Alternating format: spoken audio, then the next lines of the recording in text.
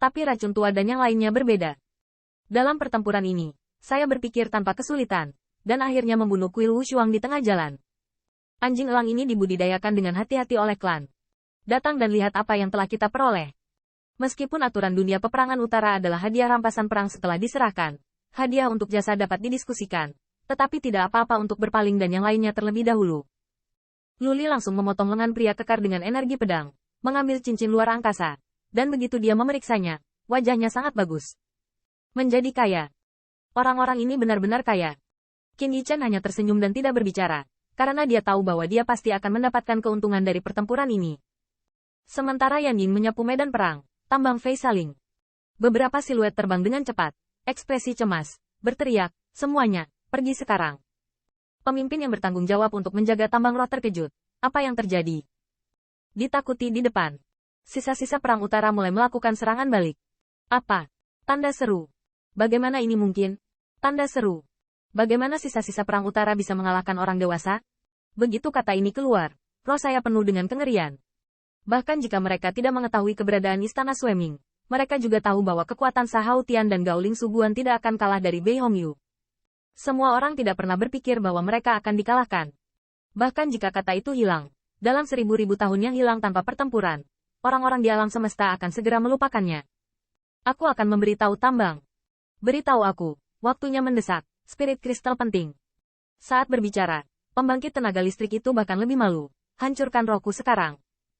Tampaknya nyawa yang ditambang tidak diperhitungkan. Lagi pula, tidak bisa lebih murah di dunia utara. Sulit untuk mengatakan apakah praktik ini benar atau salah. Tetapi sebelum orang tersebut dapat melakukan apa saja, dia mendengar cibiran di belakangnya. Orang tua untuk membantumu. Pria itu bergidik dan sempat berbalik. Tubuhnya dilalap petir. Tambang roh jatuh ke dalam ketakutan, dan berita kekalahan menghancurkan pikiran. Tetapi masalahnya adalah mereka tidak pernah memikirkannya, dan kengerian kerajaan perang utara berani datang. Di mana yang mulia? Tidak mungkin untuk duduk dan menonton. Namun, mereka tidak tahu bahwa jauh dari Jiefan dari kota kekaisaran Jieklan, mereka bisa mendengar bawahan mereka. Wajah mereka sudah sangat suram. Jie Ming di sampingnya memompa cahaya dengan keras, dan tinjunya terkepal. Rapat. Ketidakadilan kuil Wushuang masih hidup. Anjing tua Lei Gongming tidak berkurang dari tahun itu. 1000 hitungan 10.000 hitungan. Jiefan benar-benar tidak menyangka kuil Wusong akan melihat matahari lagi. Nyatanya, sejak kedua pasukan bertempur, ada pengintai khusus untuk komunikasi dan komunikasi waktu nyata. Lagi pula, perang sebesar ini bukan hanya pembunuhan biasa. Pada awalnya, Jiefan masih sangat santai, terutama ketika orang tua yang diracuni dan yang lainnya menembak. Tetapi kemunculan Lei Gongming dan yang lainnya tidak diragukan lagi adalah badai petir. Selain itu, Jiefan juga mengerti bahwa Qin Yichen belum mati. Mengapa anak ini tidak mati? Jiege melewatkannya. Bagaimana anak dari Immortal Monarch 1 Heavenly Layer lolos dari pembunuhan Heaven Immortal setengah langkah? Penampilan Qin Yichen mungkin bukan alasan utama mengapa Jiefan begitu bingung dan jengkel. Tapi itu cukup untuk membuat wajahnya yang suram semakin jelek. Yang paling membuatnya kesal adalah para jenderal pramuka mengatakan bahwa Qin Yichen sudah mencapai satu puncak lapisan surgawi. Tidak hanya Jiefan, Jie Ming pun terkejut. Berapa lama waktu yang dibutuhkan Partai Konfederasi untuk lulus? Zhang Wuyuan tidak akan menyerahkan kekuatan itu kepada bocah itu secara langsung. Satu puncak lapisan surgawi tidak apa-apa, kuncinya adalah membunuh Wang Lun dengan satu tembakan. Bisa juga mengendalikan Raja Obat Bius Lama. Jiefan hampir muak saat itu. Kuncinya tidak diharapkan. Ada 10 orang di kuil Wushuang. Ini masih bukan kasus untuk Qin Yichen. Meskipun tidak ada tata letak yang rumit, strategi perkasa dapat dipertimbangkan oleh Vatikan. Dan pasukan yang ditugaskan ke Flying Sands cukup untuk menginjakan kaki di Hongyu Utara. Sekalipun sulit untuk dihancurkan, setidaknya tidak akan dikalahkan. Namun, yang tidak diharapkan Jiefan adalah bahwa serangan balik Bei Hongyu hanyalah permulaan. Hampir bersamaan dengan tembakan Lei Gongming, perbatasan yang berbatasan dengan klan dan dunia perang selatan juga mendengar berita itu. 1000 putra tertua, 1000 hao, memimpin serangan tentara. 1000 gunung, rubah tua, aku akan memberimu wajah 3 kali dan 5 kali. Tapi kaulah yang melawan Wu Yuan. Namun, tidak peduli seberapa omelan Jiefan, fakta di hadapannya tidak dapat diubah. Setelah menetralisir perang selatan selama 1000 tahun, begitu sikap diputuskan, secara alami tidak akan melunak. Kuncinya hanya 1000 hao, bahkan jika Jiefan mendengar nama yang tidak ingin dia dengar. Benci 10.000 awan. Salah satu panglima perang kuil Wushuang. Jangan kehilangan pembangkit tenaga listrik Lei Gongming. Ada 10.000 awan dan 1000 hao bergabung. Hasil dari pertempuran ini bisa dibayangkan. Apalagi cara balas dendam 10.000 awan bahkan lebih kejam.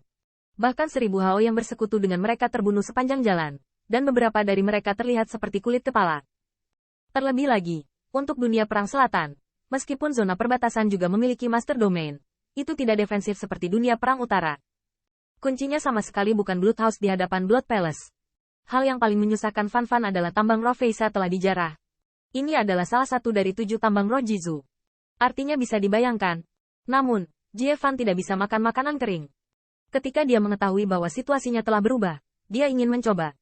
Masalahnya adalah pada saat yang sama, dunia yang berhadapan dengan perbatasan lain dari dunia perang utara bahkan dikabarkan bahwa di tembok kota, ditemukan siluet tanpa perang. Apa istimewanya ini? Bagaimana Jie Fan tidak tahu bahwa kekuatan dari pertempuran tanpa akhir adalah melihat kepala naga ilahi tapi bukan ekornya? Yang terakhir tidak ingin diekspos. Tidak mungkin menemukan eyeliner yang dia sisipkan di dunia utara.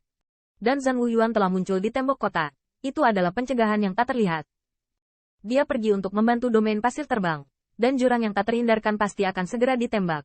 Dan tidak ada tambang spiritual di perbatasan itu. Tetapi ada pulau spiritual yang mengolah bahan obat. Arti Zhan Wuyuan sudah jelas. Pilih tambang roh dan pulau roh.